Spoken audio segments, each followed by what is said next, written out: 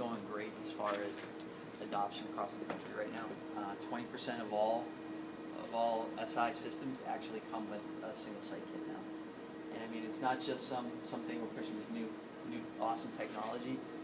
I was in with Dr. Sporsky at UC Davis a couple of weeks ago, and I saw him do a single port procedure on a high school football player, 18 years old. He's about 6'4", 225 pounds. BMI was in the high 30s, and he was able to do it single port, and he knocked it out in about 45 minutes. Yeah, you know, I mean, like from what you said last week, and I know there's a buzz and a hype around it.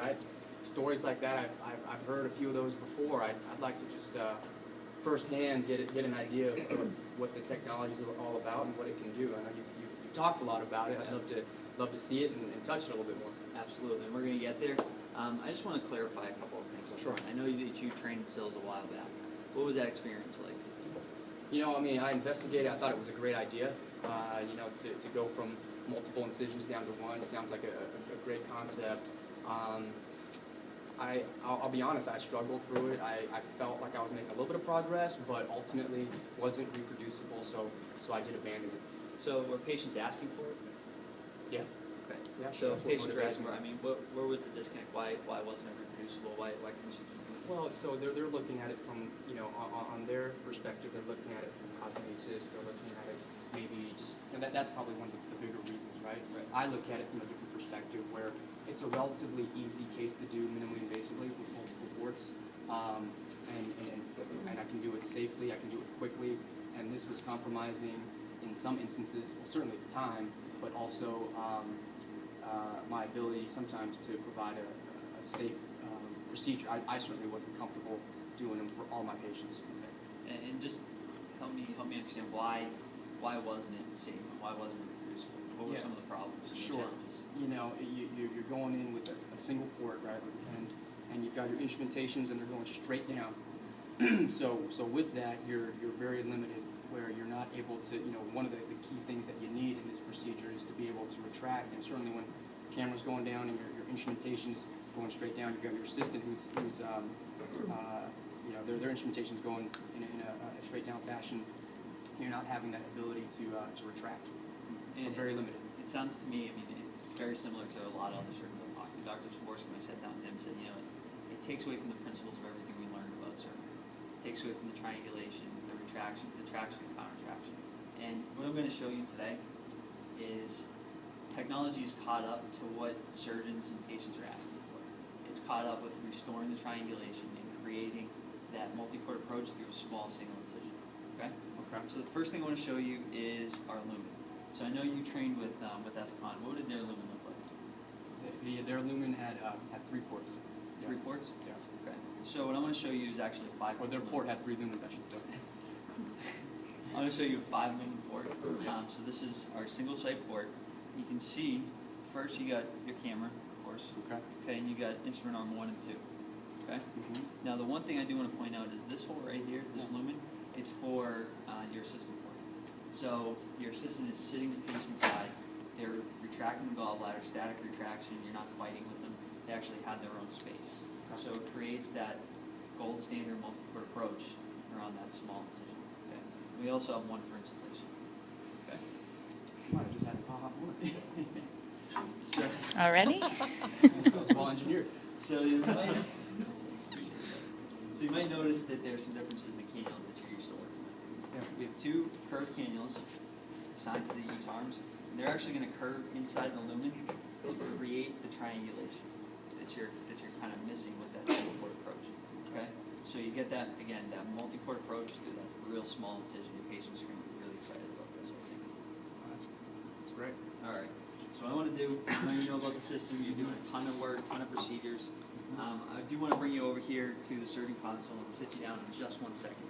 There's one thing I do want you to watch from the outside. So I know you talked about, you know, you deal with a lot of complex patients with advanced disease states. Right. Any chance you could do those single port? Very difficult. Again, like I said, I wasn't able to get reproducible outcomes just because oftentimes if you're having to work your way around potential, you know, adhesions, you're really having to navigate across a decent range of, you know, distance, right? And so with a single port, I often felt pretty confined. lose your range of motion. That's So it. you're kind of confined to that one spot and you can't get up to the left and to the right. That's right. So I want you to just take a look at the arms right now. I'm going to walk you through something really quickly. Okay. All right. So tell me what you see as I'm working.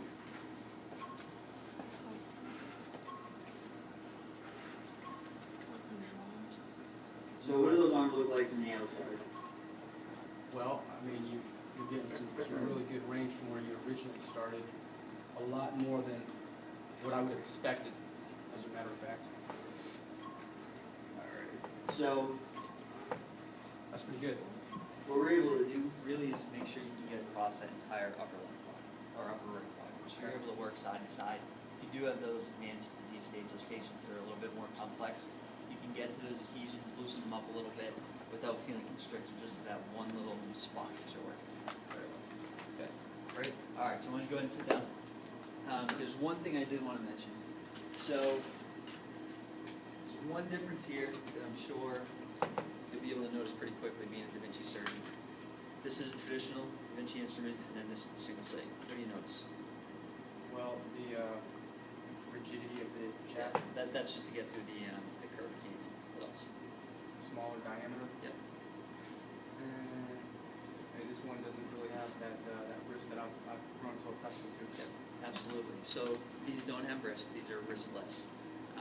To make the procedure cost effective, to make it feasible for the hospital, for the administration, for you, and for the patient, we actually don't have wrists for this platform.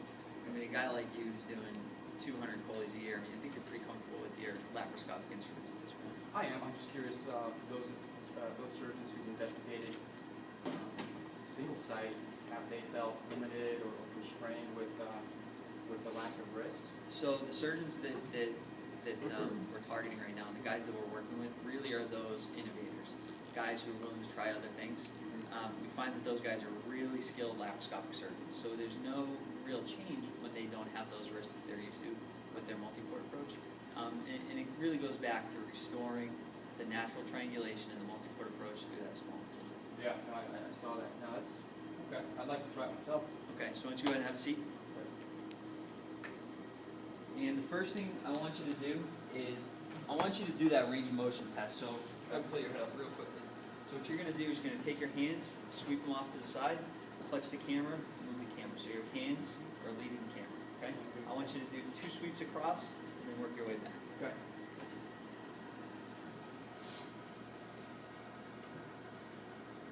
Go ahead and move to your right.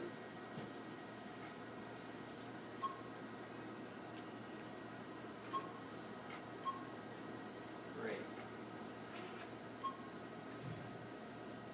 How far I get? You got pretty far. Go ahead and put your head up and just take a look. That's pretty good. So the toy's here, and you're way over to the right-hand side. I mean, you're crossing a couple of quadrants with that Let's move. go back to this So go ahead and work your way back to the port for me.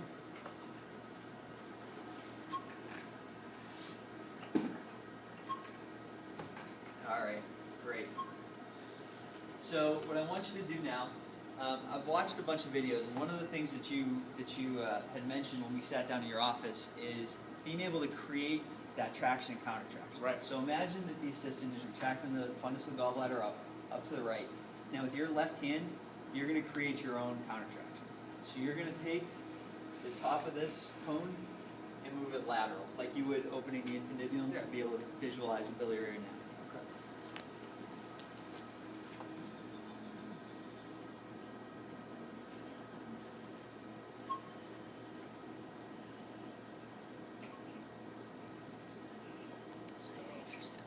Grab that one right there with your left hand. First time on the console, doctor? Got it. I'm with you. All right, so I want you to pick up this red cone with your right hand. The ring, I'm sorry. And then again, retract way over here to the left. So you see how that hole opens up right here? Yeah. So imagine you're being able to open up the triangle of Callot, and you're actually able to see that biliary anatomy, stretch it out nice and good. So I want you to go ahead and take that red ring, retract, and then put it into that hole for me. Awesome. I'll tell you that ability to retract. In a skills kick, and that'll be awesome. Excellent. There's one more thing I do want to show you. So I want you to go ahead and I want you to move our infundibular here, and I want you to move it medially. Just a little bit. There you go. And I want you to superior just a little bit. Good. Now I want you to take your right hand and come in behind here. And pretend that you're dissecting the posterior side of the gallbladder off the liver. Releasing those attachments. There you go. Now I want you to think about your hands right now. How do they feel? Very comfortable. So you notice they're sitting in a real comfortable position. Would you be able to do this through your single port approach that you tried with a couple of years ago? I just admitted that I couldn't. Oh, testing you at the end of the day. Did you have lunch today, Doc? No, you're right. Alright. I couldn't do it. So I want you to just go and play your head up. Yeah. So what do you think? No, I mean, I think, clearly I can see some value both from the retraction point. So Right. both of those exercises demonstrated that. The range of motion, like you said, I could see that offering a lot more of a expanded flexibility to reach more patients for sure. So something I forgot to ask you a little earlier. Why did you get trained in Singapore in the first place? Well, I think you mentioned it too, and it really does come back to patient demand. Patients were seeking it, and it was something that I wanted to investigate. Certainly not at the price of compromising safety, Absolutely. but it's something that patients found benefit in, and so certainly it was worth looking into. So technology's kind of caught up with patient demand. I think that's pretty fair to say as far as our platform. Yeah. Okay. So what I want to do is I want to take a trip to Miami. Beautiful weather down there right now. So hang on the beach for a day, and we're going to go see Dr. Gonzalez. He's kind of one of the pioneers here in the States for single site. He is doing very complex patients. He's bought into the procedure, to the platform. So we'll show up there, pop in at 7 o'clock in the morning, meet Dr. Gonzalez, probably have dinner with him the night before, and he's going to knock out, I think, probably run 3 cases before 1 or 2 o'clock. So he's maintaining his high volume that he's using his multi-port approach, and he's being able to turn over the room pretty quickly. So he's not really compromising it. Would you be interested in that? No, I mean that sounds great. I'd love to do that and jump on. I mean, I can see myself using this for a lot of patients. I've got one in particular who's probably BMI of 34, 35. I'd love to try with a single side on. I can imagine that patient probably pretty happy at the end of the day with a small incision with a Band-Aid. Yeah. What do you think she's going to tell her friends? Well, I mean, I think she'll be pretty happy about it. Word of mouth, and probably help her out as well. So I know, and we'll talk about this in smaller groups, but being able to differentiate yourself in the area. So, all right, well, I'll book the flight to Miami. I'll see you next week.